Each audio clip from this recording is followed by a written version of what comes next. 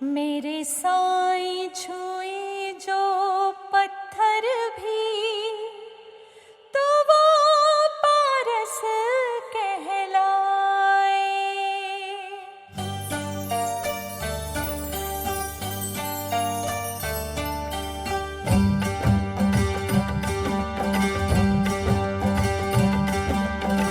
जन्म जन्म से भटक रही हूँ, राह दिखा दे साईं।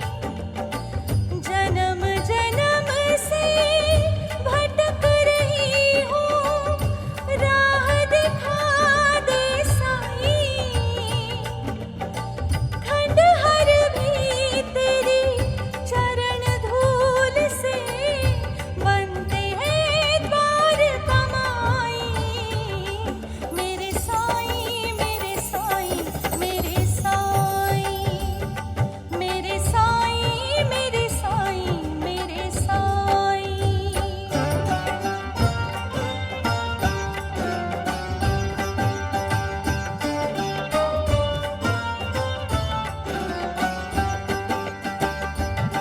माया बाजार में नाची यूं, खुद को समझ के काया। अहम के झूठे कहनों से हर पल खुद को सजाया।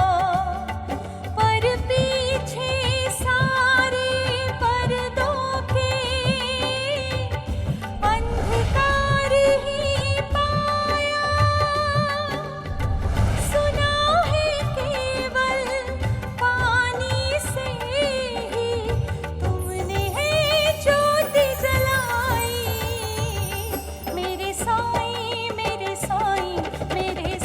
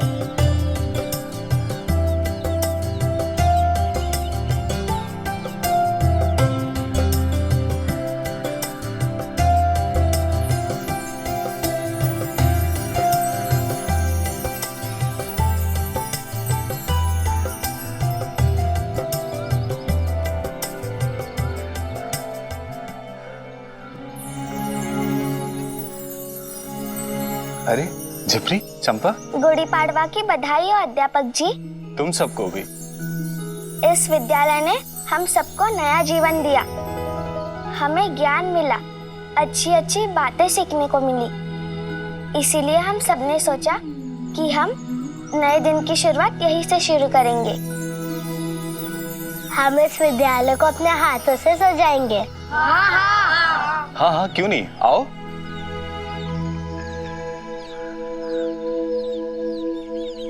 सबने कितने नए कपड़े पहने हैं ना, हमने ही पुराने कपड़े पहने हैं। साई कहते हैं हमारे पास जो है हमें उसी में खुश रहना चाहिए। जिप्री, चंपा, क्या तुम दोनों ने कभी साड़ी पहनी है? रुको,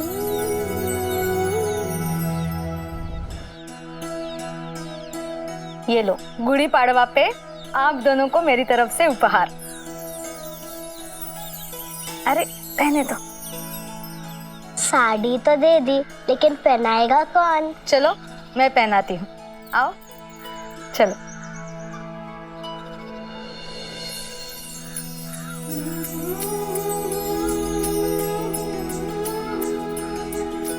इसे पहनने के बाद हम कितने बड़े लग रहे हैं ना जिप्री? इन कपड़ों में तुम काकूबाई लग रही हो।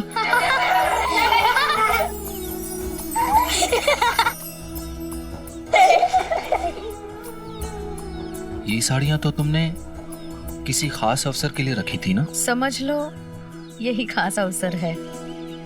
देखो कितने खुश है दोनों। ये मेरा सौभाग्य है कि मैं इनको इतनी खुशी दे पाई। ये बच्चे हमें बहुत प्यार करते हैं, तभी तो नया साल मनाने के लिए सबसे पहले विद्यालय में आए। सही कह रही हो तुम। इस विद्यालय ने भी मेरे जीवन को एक नई दिशा दी है।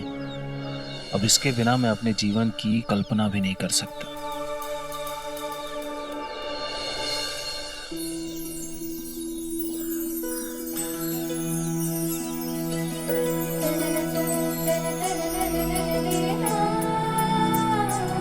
गुड़ी पाड़वा की बधाई हो साई। तुम्हें भी लक्ष्मी। हम सब लोग नया साल विद्यालय में मना रहे हैं। तुम्हारे पास तो मिठाई होगी नहीं। ये लो, भामा काकी ने तुम्हारे लिए मोदक भेजे हैं।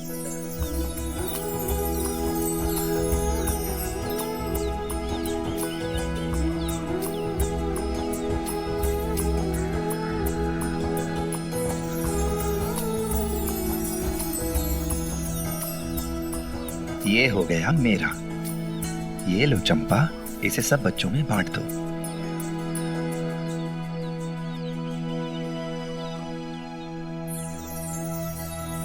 माधव, ये क्या कर रहे हो तुम?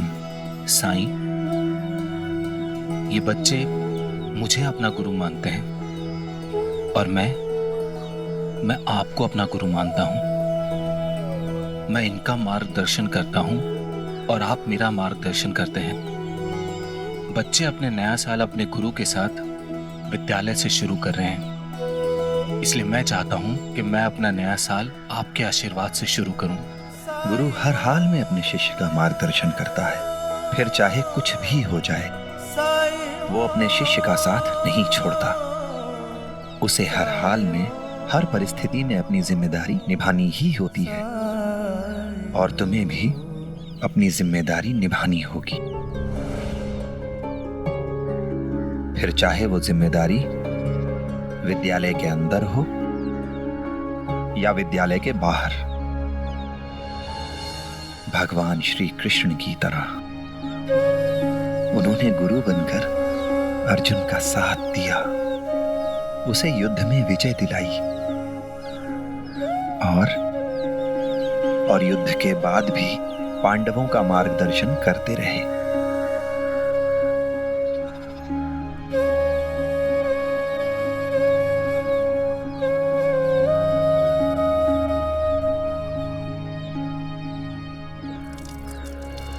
साईं, आपने ऐसा क्यों कहा कि चाहे कुछ भी हो जाए मुझे हमेशा बच्चों को पढ़ाना होगा? और मेरी भूमिका कृष्ण के जैसी कैसी? कुछ होने वाला है, होने या ना होने से क्या तुम्हारा कर्तव्य बदल जाएगा?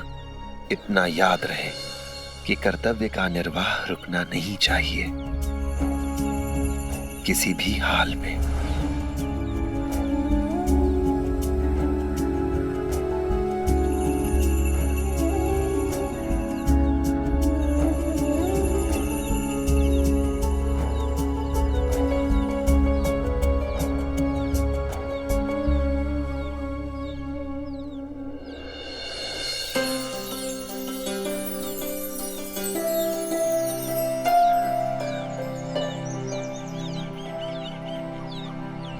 भिक्षाम देहि।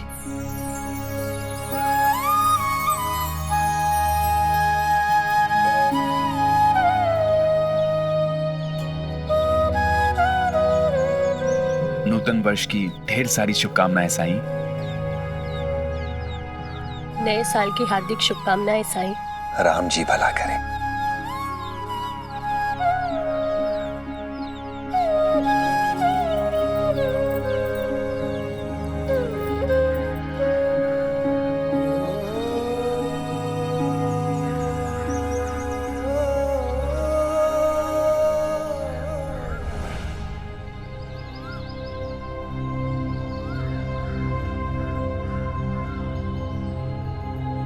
क्या बात है मालसापति जी, इस साल ना घर के द्वार पर कोई रंगोली है न कोई साज सजावट।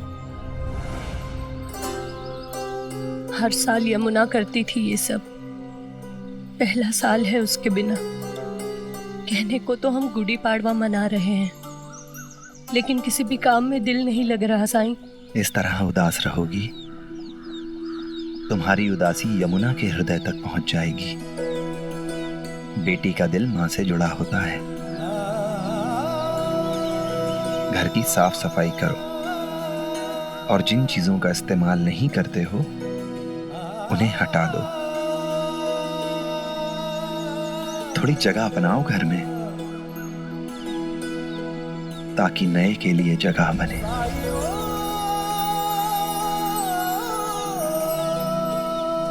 राम जी भला करें। आपने कहा है तो जरूर करूंगी। साईं, मैं कुछ समझा नहीं। कौन सी नई चीज आने वाली है घर में जिसके लिए जगह बनानी है? आप इस गुड़ी पाड़वा की बात कर रहे हैं या फिर आपका संकेत किसी दूसरी तरफ है साईं?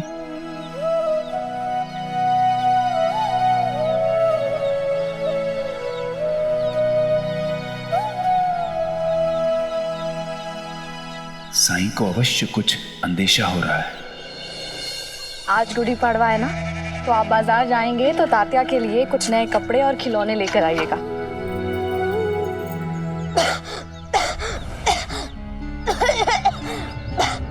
पिताजी, कुलकर्णी सरकार से मेरा इलाज नहीं होगा तो मैं ठीक कैसे हो पाऊंगा? घास घास कर गला दुख रहा है। क्या बेटा, मेरे पास उतना पैसा नहीं कि तुम्हारा इलाज करा सकूं। अब तो भगवान ही मालिक। पानी पी।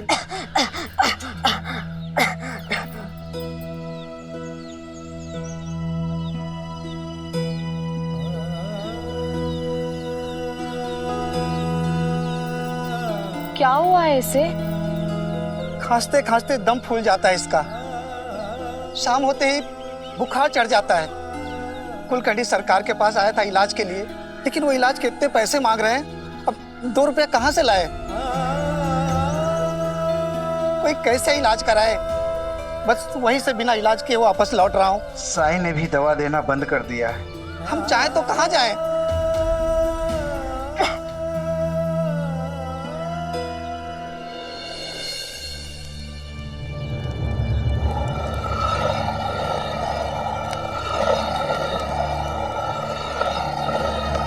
बताइए ना साईं, सुबह भी आपने कोई जवाब नहीं दिया था और अब भी आप मौन हैं।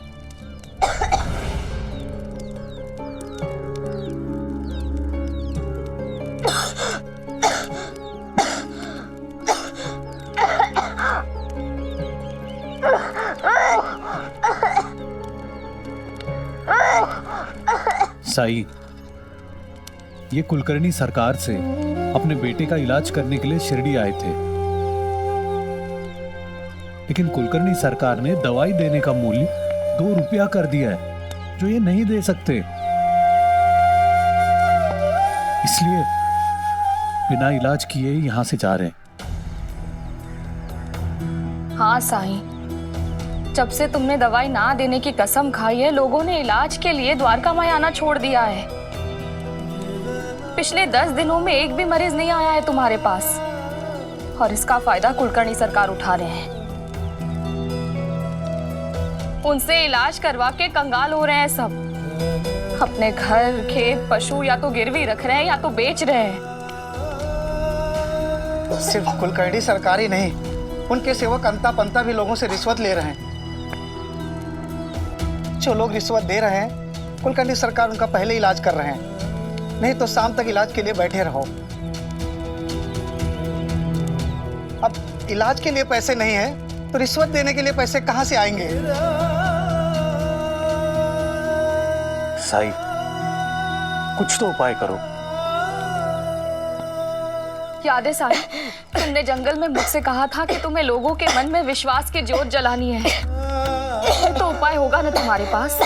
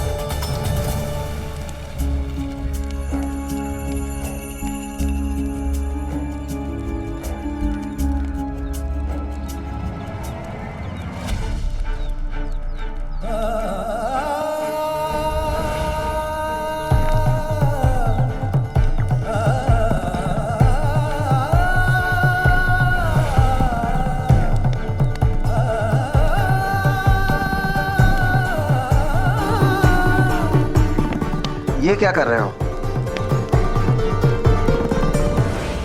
साई ने इसी धूनी की विभूति से मेरी पत्नी को ठीक किया था। साई को ये विभूति लगाने दीजिए, हो सकता है इस पर भी असर कर जाए, जैसे मेरी पत्नी पर असर किया था।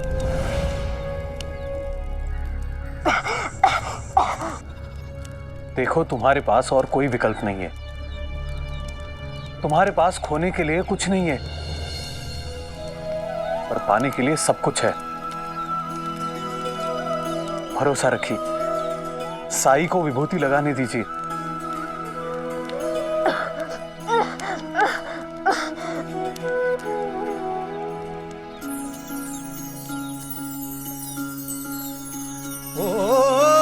जब कठिनाई छाई तू ही याद आया, भटके राही को तूने रास्ता दिखाया, तूने भक्तों का बेड़ा पार लगाया।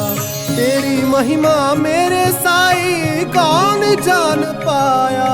ओम साई ओम साई ओम साई ओम साई ओम साई ओम साई ओम।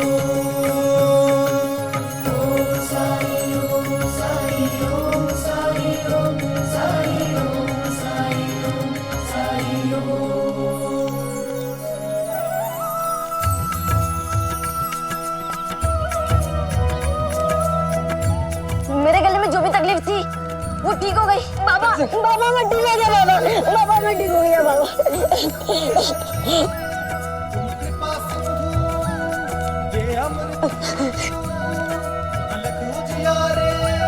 साईं, आपने बिना दवा के मेरे बेटे को ठीक कर दिया, अपने विभूति से मेरे बेटे को ठीक कर दिया।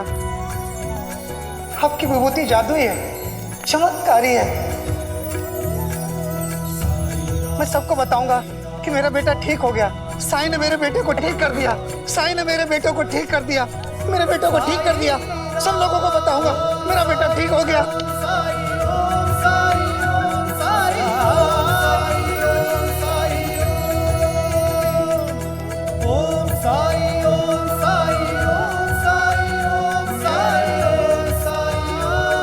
साईं, आपकी विभूति में रोगों का उपचार करने की शक्ति है।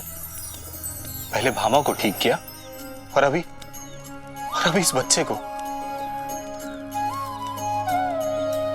इसका मतलब अब आप दवा की जगह ये विभूति लगाकर लोगों को ठीक कर सकते हैं।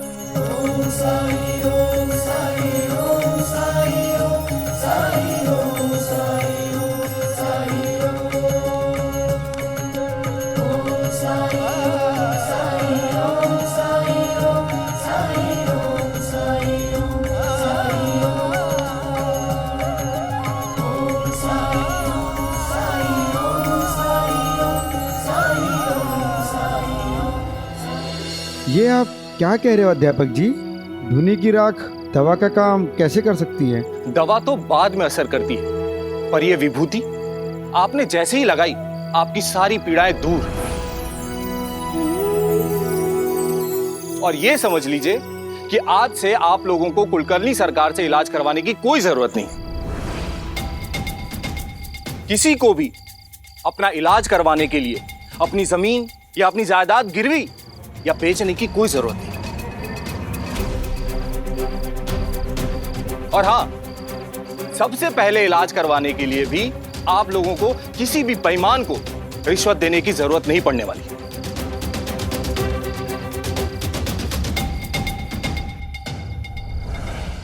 अब तो मैं रात को भी दवाइयां देने लग गया हूं।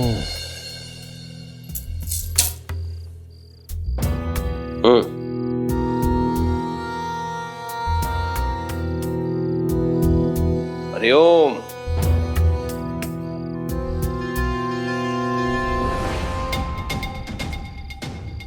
हरिओम। मूर्खों, तुम लोगों को नहीं बुला रहा हूं मैं रोगी को बुला रहा हूं। बाहर कोई नहीं है सरकार। क्या? कोई भी नहीं? ऐसे कैसे हो सकता है? इससे पहले कम से कम 50 लोग पंक्ति में खड़े होकर मेरी प्रतीक्षा करते थे और आज एक भी नहीं है रोगी। कैसे? छोटा मुंह बड़ी बात सरकार, लेकिन ये सब आपके रिश्तेदार की वजह से हो रहा है। वही सेंध लगा रहा है। रिश्तेदार? कौन? अध्यापक जी। माधव? हाँ सरकार, वही लोगों को भड़का रहा है आपके खिलाफ। कुलकर्णी सरकार लूट रहे कह के साईं के पास जाओ, तुरंत इलाज होगा। गांव में चौपाल लगाकर बातें करता है कि साईं का इलाज अचूक है। लेकिन साईं ने तो सौगंध ले ली है कि वो औषधि नहीं देगा करके लोगों को। सरकार, माधव तो कह रहा था साईं विभूति देता है और उसमें जादुई शक्ति है। उसे लगाते ही सब स्वस्थ हो जाते हैं। इसलिए सब लोग खंडर में जाएं, आपके पास कोई ना आए। हरिओम। जिस थाली में खाता है उस थाली में छेद करता है तो माधव, आज मैं तुम्हें ऐसा पाठ पढ़ाऊंगा आज जीवन भूलेगा नहीं। तो लठैत बुलाओ, जाओ। जी सरकार। आओ, कल जाइएगा, इतनी रात को जाना ठीक नहीं होगा। हरिओम। रुकिए, इतने क्रोध में निकले हैं ये। हे भगवान, इनसे कोई पाप ना होने देना।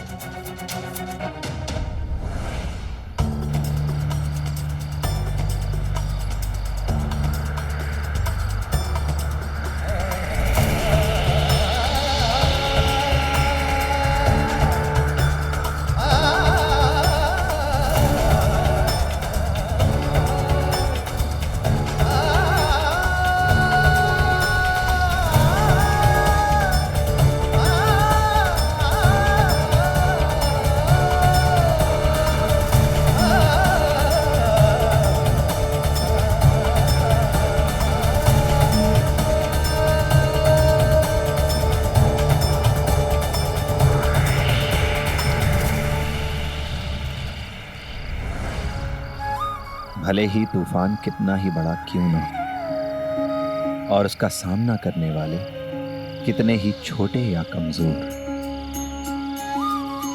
लेकिन जिसने कर्म के साथ श्रद्धा और सबूरी रखी, अंत में सफलता उसे मिलनी ही मिलनी है।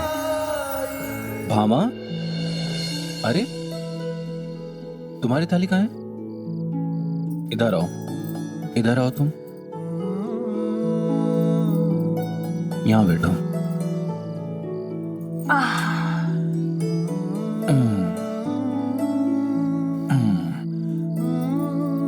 आज खाना तुम्हें मैं परोसूंगा।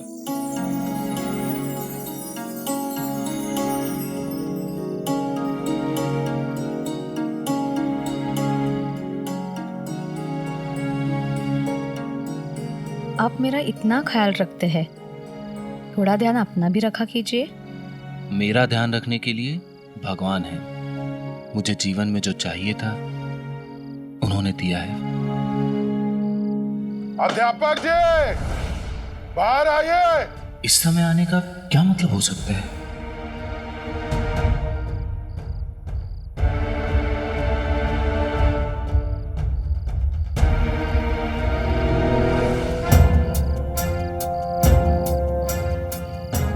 कुलकर्णी सरकार, आप इस वक्त मुझे बुला लिया होता। हरिओम। घर में जितना भी सामान है वो निकाल के फेंक दो इसी समय। चलो। अरे लेकिन, अरे रुको।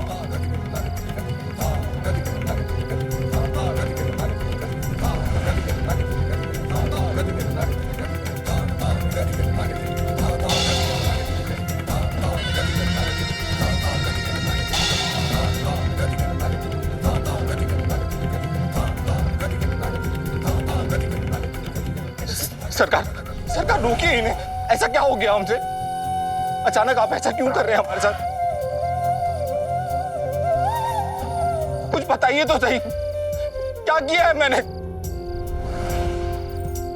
नहीं, इसे मत फेंको, दे दो मुझे।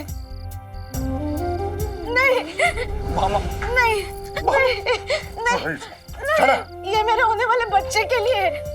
मैंने अपने हाथों से सिलाया है। नहीं सरकार, मामा पे तो तरस खाई, गर्भवती है वो, पेट में बच्चा है। सरकार, सरकार ऐसा जरूर मत कीजिए हम पे।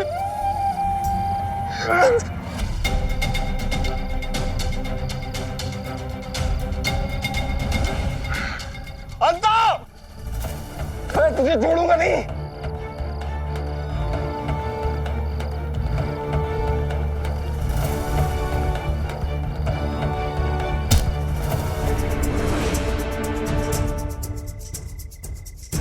हरिओम हरिओम। खाता मेरा है और करता किसी और का है। भूल गया? भीख मांगते हुए मेरे चौखट पे आया था तू, और तुझ पे तरस खाकर विश्वास दिखाकर एक जीवन दान दिया। और तूने क्या किया उसके बदले? मेरे सबसे बड़े शत्रु की चापलूसी करने लगा, उसका प्रचार करने लगा। इलाज के लिए मेरे पास आने वाले लोगों को भड़काकर उन्हें उस पाखंडी के पास भेजने लगा। तो नहीं कुलकर्णी सरकार, मैंने साई की चापलूसी नहीं की। चुप!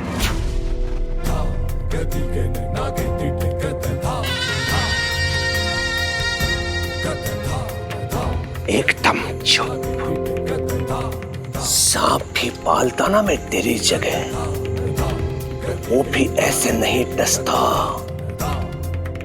तुझे यहाँ रखा था साई पर दृष्टि बनाए रखने के लिए, और तूने इसे मेरे ही विरोध में क्रांति का आधार बना लिया। तो कौड़ी का अध्यापक बना दिया तुझे, तो लोगों को मुझसे विद्रोह करने का पाठ पढ़ाने लगा तू। जब तेरे यहाँ रहने का उद्देश्य पूरा नहीं तो इस विद्यालय की भी कोई आवश्यकता नहीं है।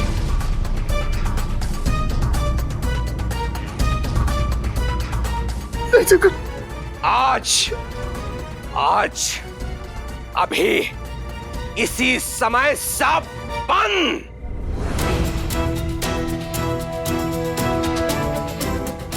नहीं सरकार,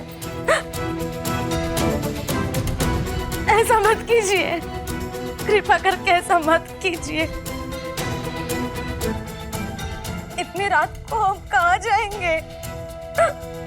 वहीं पे जहां से मैं तुम लोगों को उठा के लेके आया था, सड़क पर। अभी भी देखो कितना ढीठ है, कितना बेशर्म है। इसकी जगह पे कोई और होता तो अब तक मर चुका होता।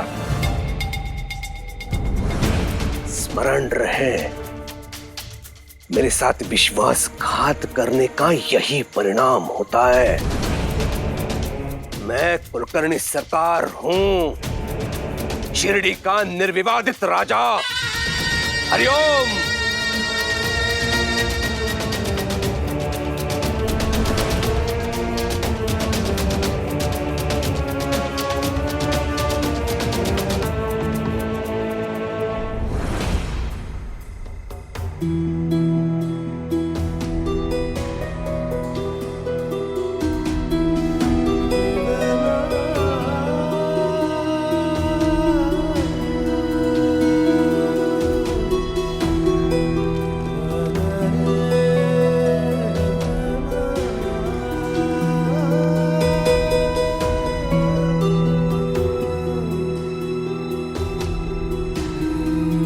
साई नहीं है द्वारका माई में। अब हम इतनी रात को किसकी मदद मांगने जाएंगे? तुम्हें पूरी देखभाल की जरूरत है, जो कि हमारे गांव में ही जाके संभव होगा।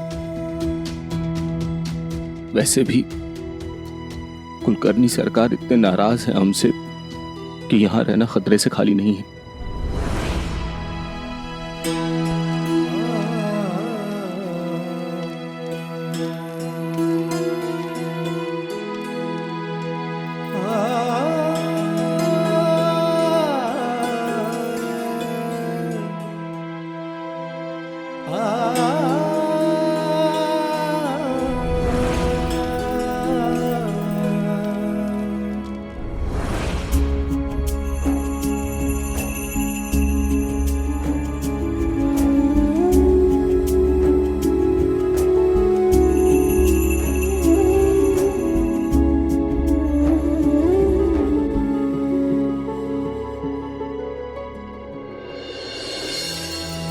पार्वती, खाना परोस दो, बहुत भूख लगी है। पार्वती, तुम्हें लगता नहीं है तुमने बहुत सारे व्यंजन बना लिए हैं? जैसे कोई मेहमान आने वाला हो दावत पे। आज सारे व्यंजन मैंने यमुना की पसंद के बनाए। अच्छा। आज यमुना की बहुत याद आ रही। मैं तो ये सोच रही थी कि उसे अपने ससुराल में ये सारे व्यंजन खाने को मिलते भी होंगे या नहीं। ये सोचते सोचते मैं खाना बनाने लगी और उसी की पसंद का सारा खाना बना दिया। ये जानते हुए कि वो वहाँ बहुत खुश है, तुम व्यर्थ ही चिंता कर रही हो पार्वती। विष्णु बहुत ध्यान रखता है उसका। लेकिन मेरा मन ये सारी बातें तो तभी मानेगा ना, जब खुद अपनी बेटी के मुंह से सुनेगा।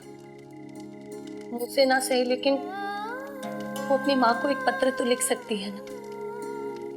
मैं जाऊंगा उसके ससुराल कल ही और उसको कहूंगा कि अपने माँ के नाम एक सुंदर सा पत्र लिख दे। पत्र पढ़कर तो तुम्हें संतुष्टि मिलेगी ना? अब तुम्हारी आज्ञा हो तो खाना खा लूं?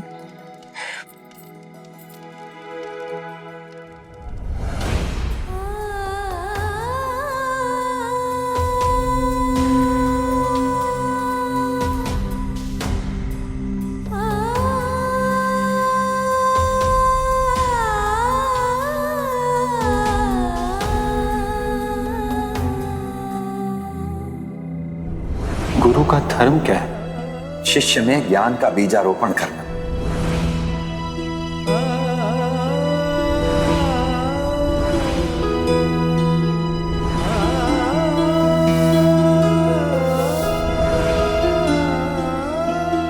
सवारी मिल जाती तो पालकी ना सही, बैलगाड़ी तो इतनी रात में कहाँ ढूंढूं मैं बैलगाड़ी? भामा, हिम्मत रखो, सब ठीक हो जाएगा।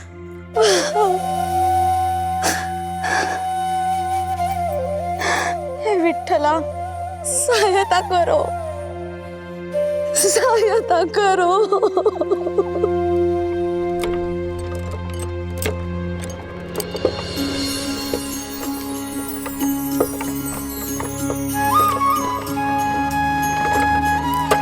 माधव, इन्हें अपने घर में स्थान दो। जब तक ये तुम्हारे घर में रहेंगे सब मंगल ही होगा।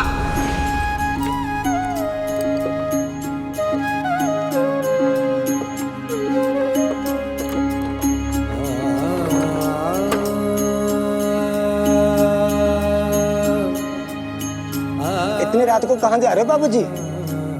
आज से कहाँ जा रहे हैं? मैं छोड़ दूंगा आपको।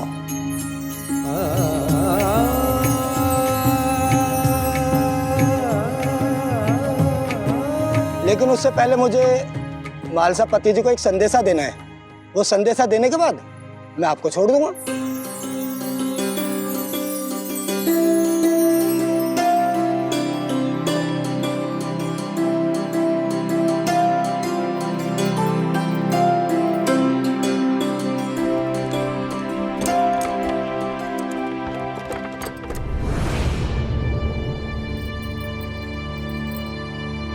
अच्छा किया दादा तुमने,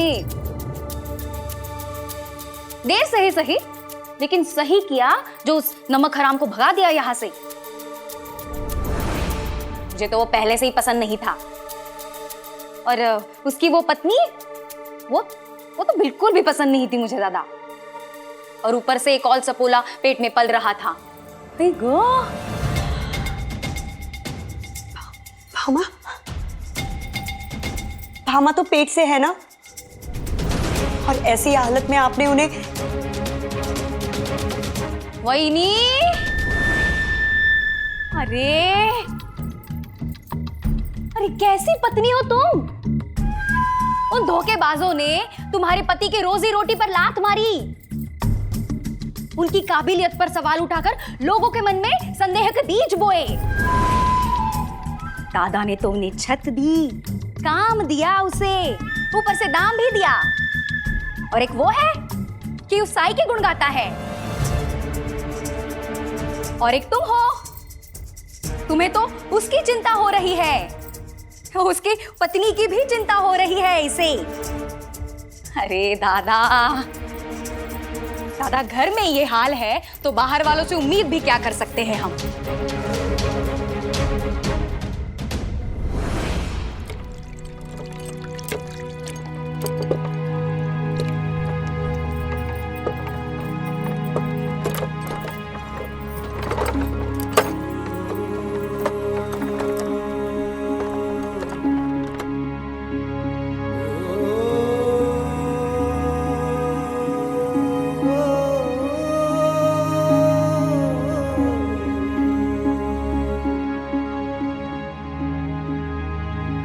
नमस्कार। नमस्कार। मैं सावर गांव से आया हूँ। आपकी बेटी ने पत्र भेजा है।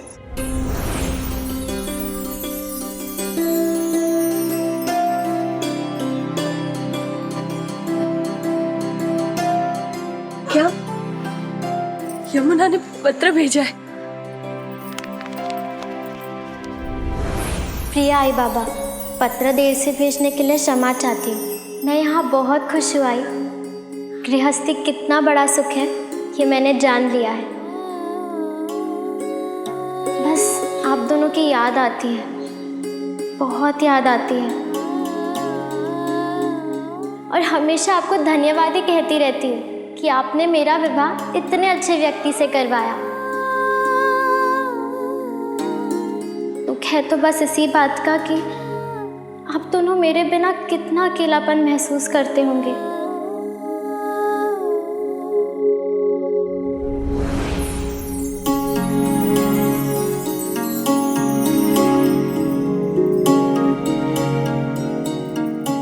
आपका बहुत बहुत धन्यवाद। आज गुड़ी पाड़वा का दिन है, मैं आपको ऐसे ही नहीं जाने दूंगी। आइए भोजन कीजिए। नहीं नहीं नहीं, मुझे देर हो जाएगी। इन लोगों को इनके गांव भी तो पहुंचाना है।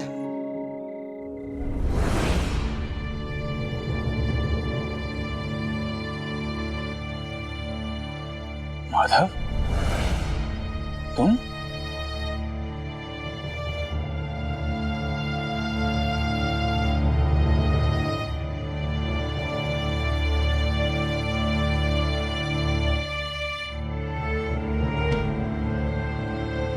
अच्छा हुआ जाते जाते कम से कम आप लोगों से मुलाकात हो गई।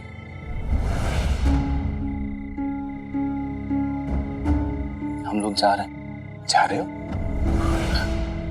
कहाँ जा रहे हो? अपने गांव शिरडी छोड़कर। क्या? वैसे भी अब यहाँ रहने का कोई मतलब नहीं रह गया। कुलकर्णी सरकार ने मुझे काम और घर दोनों से निकाल दिया। कब हुआ ये सब? आज ही हुआ। हाँ माँ,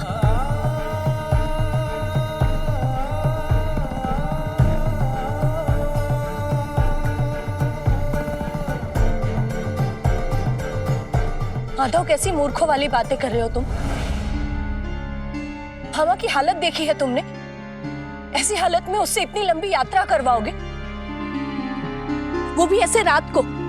सवाल ही पैदा नहीं होता। हमा उतरो तुम।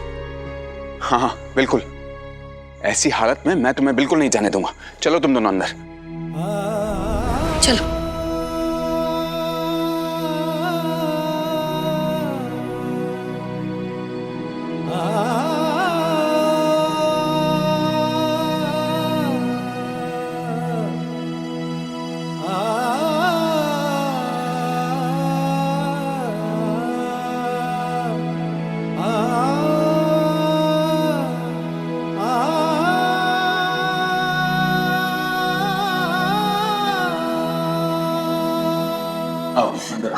बैठो।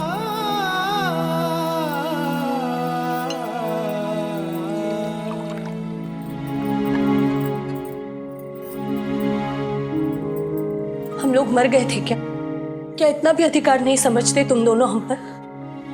अरे एक बार अगर हमें बताते तो सही, हमसे बात तो करते। क्यों ही बिना बताए जा रहे? वो तो भला हो उस गाड़ी वाले का। पियो पानी पियो। अरे गाड़ी वाले को तो मैं भूल ही गया। उसने बुरे वक्त पर हमारी मदद की थी। अब जब मैं अपने गांव नहीं जा रहा हूं तो कम से कम उसका नुकसान तो ना करूं ना। उसे कुछ पैसे दे आता हूं मैं।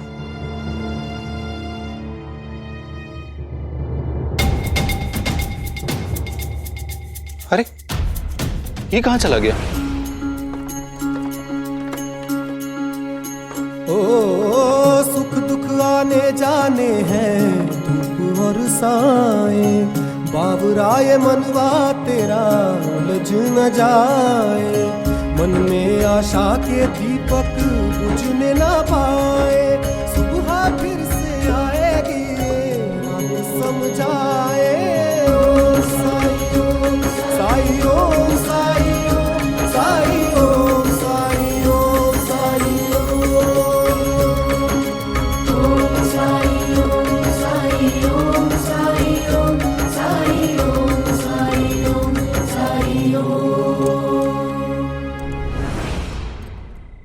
ऐसे और भी मज़ेदार वीडियो के लिए हमारे चैनल को लाइक, शेयर और सब्सक्राइब करें।